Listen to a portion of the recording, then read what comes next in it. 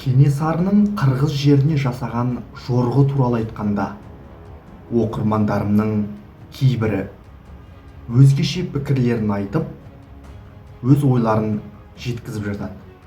Олардың айтуына қарағанда, Кенесарыны қырғыздармен шешуші шайқастың алдында, яғни Майтөбедегі шайқас алдында, Рүстем мен Сыпатайдың Кенесарының әскерінен бөлініп кері шегініп кетуі бұл сатқындық емес, сол кездегі жағдайға байланысты қабылданған шешім десе, енді бір оқырмандарым Кенесары қырғыз жеріне жасаған жорығы бұл қанды соғыс болды.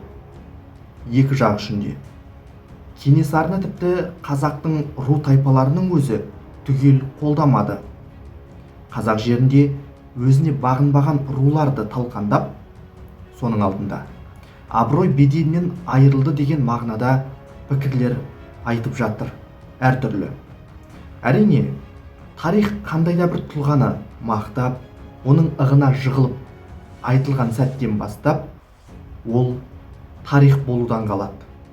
Сондықтан тарихтың шындығы ащы болса да, оны қабылдай білгеніміз дұрыс деп ойлаймын. Шынын айту керек, сол кездегі орта жүздің ел ағалары Кенесарыға қарсы шықпаса да, оның ойын құптай қоймады. Азуы алты қарыс ақ патшаның гүрсілдеген отты қаруына қарсы қылыш найза ұстап қарсы шығу халықты қынадай қыратынын ойлап, бұл жоспардан бас тартты.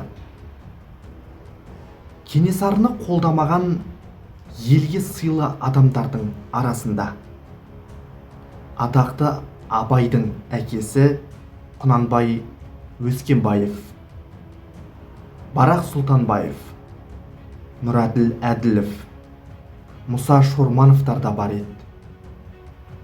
Сонымен қатар Ресейдің империалистік саясатының өршуі қазақ жеріндегі хандық жүйені бар құрметінен, абырой беделінен айырды. Патша үкіметі хандық басқаруды жоя отырып, халықты уақытша алдарқату үшін аға сұлтандық дегенді ойлап тапты.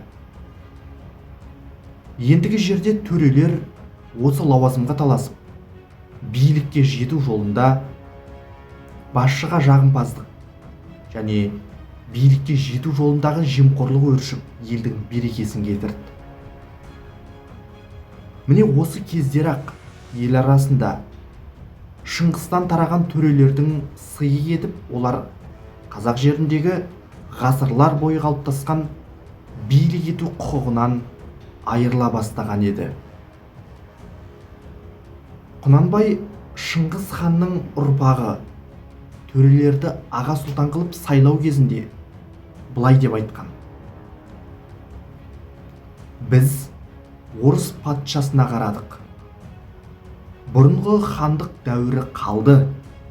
Меніңше енді мынау төре тұқымы, хан тұқымы еді деп сайлай салудың керегі жоқ.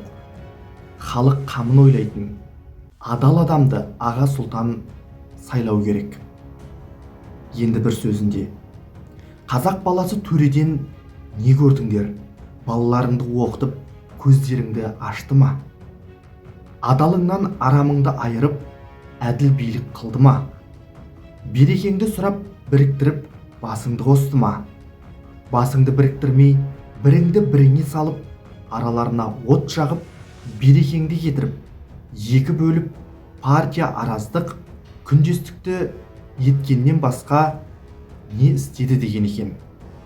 Бұл сөздерге қарайтын болсаңыз, қазақ даласындағы сұлтандар, төрелердің заманы аяқталып, демократия болмаса да, халық арасынан шығып, Петербург, Қазан, Омбы сияқты қалаларда европалық жүйеде білім алып келген адамдардың жұлдызы жарқырай бастағанын байқауға болады.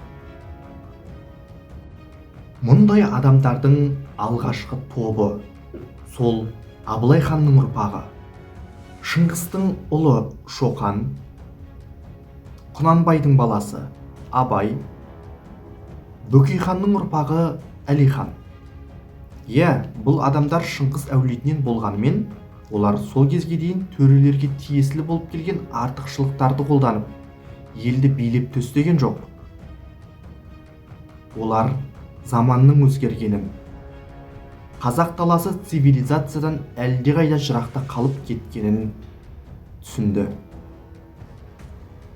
Олар халықты бұрынғы төрелер сияқты басқарудың дәуірі өткенін ұқты. Олар керісінше халыққа қызмет етіп, оларды оқу білімге тартып, қалың ұйқыда қалып кеткен жұртын оятуды парыз санады. Тіпті бұл жолда олар өз туған әкелерімен сөзге келіп, екі дәуір адамдарының көзқарастары сәйкес келмей жататын кездерде болған. Алайда осындай өзгерістерге қарамастан, қазақ даласы бай шонжарлардың билігінен бұл кезде де толық құтыла қоймады. Ал келесі буын, яғни алаш қайраткерлерінің келуімен төре, сұлтан, Шыңғыс тұқымы деген дүние келмеске кетті. Қазақ даласына кеш те болса демократияның майда қоңыр желі келе бастады.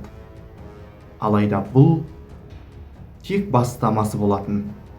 Алда қызыл ту ұстаған коммунистердің тоталитарлық билігінің елесі көріне бастаған еді.